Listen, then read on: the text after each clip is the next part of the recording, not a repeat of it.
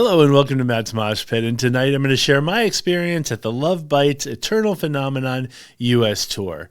But before I get started, I just want to say thank you so much for all the love and support you've shown me and my channel so far. It truly means a lot, and I could not do this without you.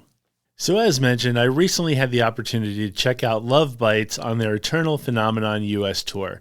My show took place at the Baltimore Soundstage. For those who are not familiar with the Baltimore Soundstage, I've been to quite a few shows there, and I actually really enjoy the venue.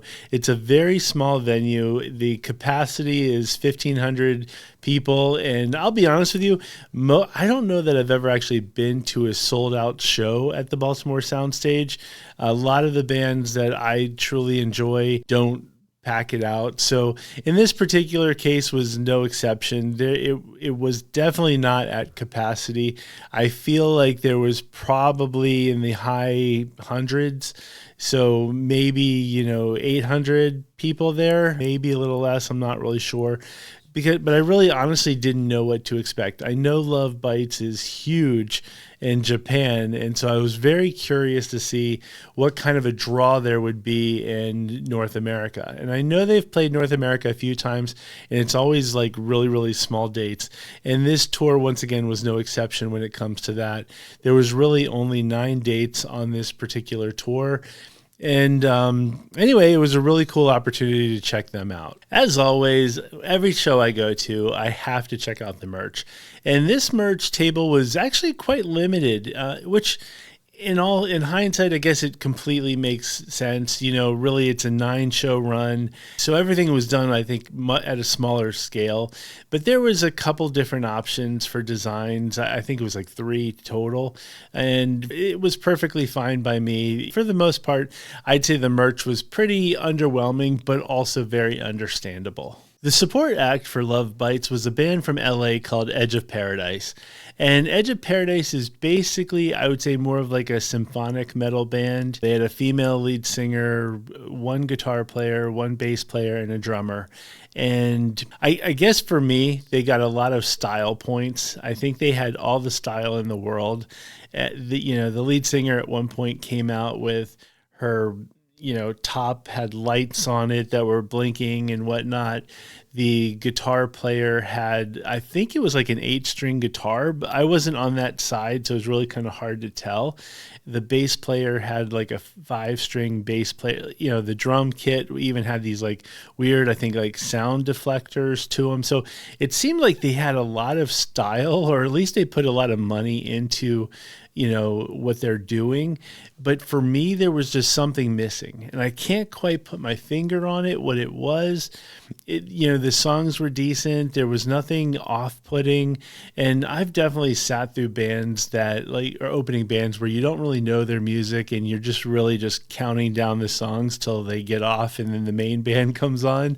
This was not the case. I did enjoy what I heard, but for some reason, and I can't put my finger on it, it just seemed like something was missing. It's like they have all the style in the world, but I was missing that like hook. Whatever that it factor is, whatever that is that makes you go, man, I want to listen to more, and buy a t-shirt and all that kind of stuff. For some reason, it was just missing something. All I can say is I enjoyed them, but there wasn't really anything for me to hold on to.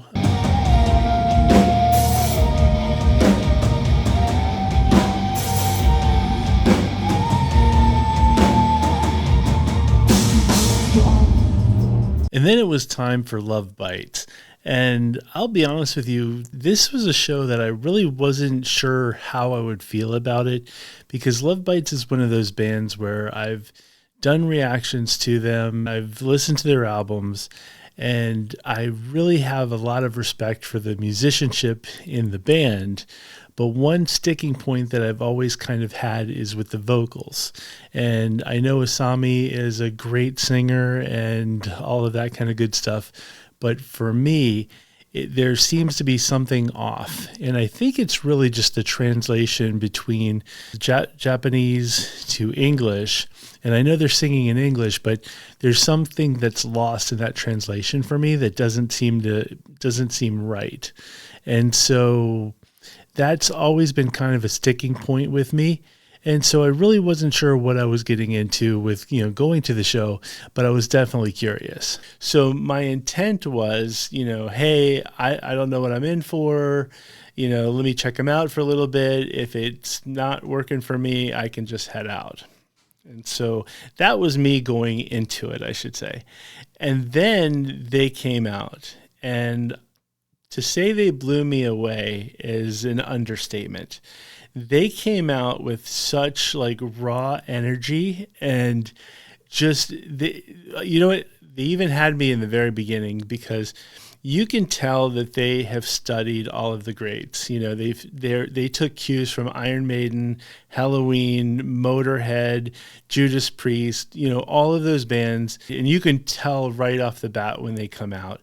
And one of the telltale signs, which I thought was great, is they came out and they said, the typical like "Hello Baltimore," that kind of thing, but they said, "We're Lovebites and we play." And the whole crowd went heavy metal, which was super cool because it's a complete nod to Motorhead. And if you guys are not familiar with Motorhead, Lemmy from Motorhead was never a fan of the term heavy metal. So he would always come out and say, we're Motorhead and we play rock and roll. And even at the end of the set, he would say the same thing. We are Motorhead and we play rock and roll. And as luck would have it, at the end of the Lovebites set, Asami said the exact same thing. It was, once again, we're Lovebites and we play, and the whole crowd just goes heavy metal.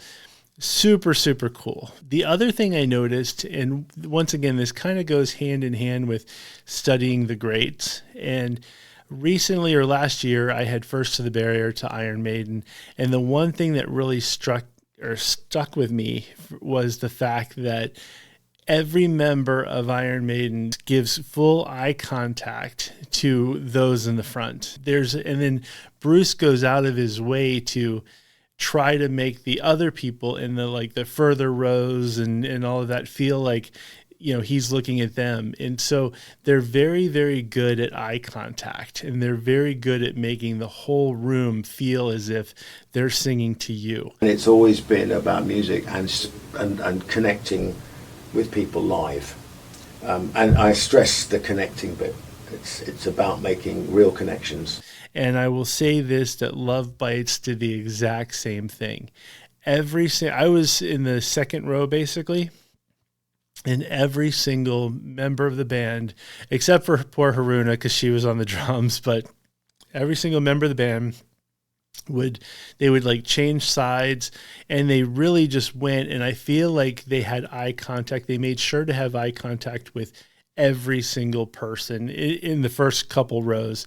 And for me, that means something. They went out of their way to be very present in the moment, and at the same time, they just were insane. I was on the Midori side, and she was just amazing. And there were times where she would come over to Miyako and they would play together, and that was just super cool to see the twin guitars just go back and forth. It's just awesome. And then kind of who I didn't think was going to really be crazy on their instrument was Femi on the bass. She had so many moments of just she had finger tapping moments on the bass. She had a lot of standout bass parts, and I thoroughly loved it. And then Haruna on the drums, she never stopped. Their set went on for about an hour and 15 minutes or so, and it was just nonstop energy. It was a constant and guitars and just everything, just boom, boom, one after the next, song after song after song. That for me was fantastic. And now we're going to get to Asami. That's the one part that was going to that threw me off when I listened to their albums. When I see the reaction, when I've done reactions to the videos. And she is an amazing front woman. For me, The issue lies in the translation, the Japanese to English, where I've always said this. I prefer people when they're singing in their native language over them converting to English. And so I would love to hear what they sound like in their native language. But anyway, with that being the sticking point, prior to seeing them, I was thinking, man, if they had a different vocalist, who maybe was English or whatnot, this band would just go places. It would be huge. But after seeing the show, Asami is the perfect vocalist for them. And I think she's a great front woman. She goes out of her way to get the crowd going. And it's not one of those situations where, like, we've all been to shows where it's like chants, where it's like, hey, hey, hey, hey, all that kind of stuff. No, she did it in such a subtle way, but she had the audience in the palm of her hand the whole time. She is she is one of the best vocalists they could have. There is nobody that I would switch her out with. I feel like she's perfect for the band.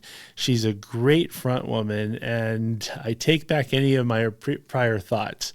And so I have such respect for this band at this point after seeing them live. Record doesn't do them justice. The videos don't do them justice. You literally actually need to go see them live.